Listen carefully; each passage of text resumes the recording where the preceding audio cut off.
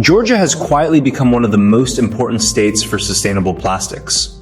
In the second episode of PolyMerge Circular Tech Solutions, we explore 3 innovators from the state of Georgia that are rewriting what plastics can be. Danimer, R.W.D.C. Nexus Circular. 3 companies, 3 technologies, 1 circular future. First up is Danimer Scientific. Started in Bainbridge, Georgia, its massive steel tanks bubble with canola oil and bacteria. These specific microbes eat and store the energy as polymer chains inside their cells. Later, the bacteria is harvested and polymer is extracted. What we get is Nodax, a bioplastic in the PHA family. A regular plastic straw lingers in the ocean for years, whereas Nodax breaks down in soil, freshwater, and saltwater, fully digested by microbes, same way a leaf would be. Several third-party certifications also back the claim.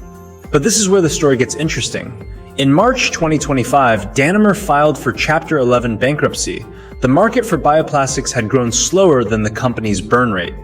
For 3 months, it looked like one of America's most promising biotech stories was over. Then, in May 2025, Technor Apex, a century-old plastics compounder, bought Danimer out of bankruptcy for $19 million. Same team, same Bainbridge facility, new financial muscle, 80 patents. 200,000 square feet of manufacturing, products already being used in PepsiCo and Mars packaging. Danimer didn't wither away, it just changed owners. The lesson here? Bioplastics are very much real, but the road to scale can be sometimes brutal. Next up is R.W.D.C. Based in home of the Bulldogs, Athens, they make the same kind of bioplastic as Danimer, PHA. But their feedstock is genius. Used cooking oil sourced from restaurants in the Atlanta and Athens metro areas. Restaurant grease that would otherwise be discarded now becomes Solon. Branded PHA for R.W.D.C, it biodegrades in about 16 weeks with no commercial composting facility required.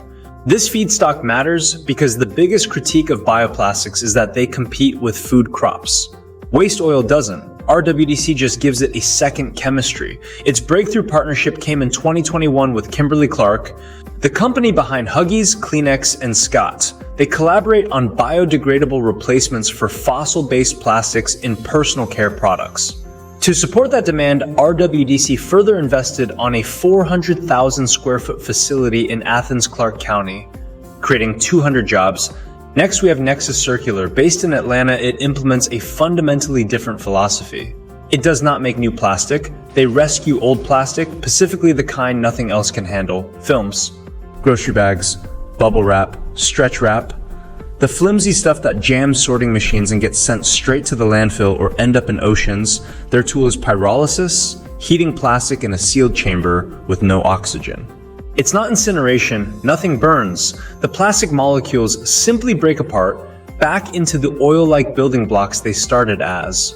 That liquid then gets sold to petrochemical giants who use it to make new, virgin quality plastic, same molecule, different life cycle. In January 2023, Cox Enterprises became the majority owner of Nexus through a $150 million investment. Their customers and partners now include Chevron Phillips, Braskem, and Printpak, major players in the global plastics supply chain. Its goal is to convert billions of pounds of hard-to-recycle plastics into circular feedstock by 2030, with new facilities planned in Chicago, Dallas, and Europe. If Danimer and R.W.D.C are about replacing plastic, Nexus is about redeeming it. Both philosophies need to work. So look at what Georgia has built. A company growing plastic from canola in a town of 12,000. Another turning restaurant grease into compostable cutlery. A third melting your old grocery bags back into raw material for new ones. These aren't research projects. They are factories selling to PepsiCo, Kimberly-Clark, Shell, and Mars. 3 companies in one state that have already done the hardest part. They made it real. And together, they prove that the future of polymers isn't linear. It is circular. And this is only the beginning. Stay tuned for more innovations in the PolyMerge series brought to you by Aether, the sustainability division of PolyNovel. And if this excites you about the future of circular materials, hit like, subscribe, and join us for upcoming episodes. And let us know in the comments, which breakthrough impressed you the most?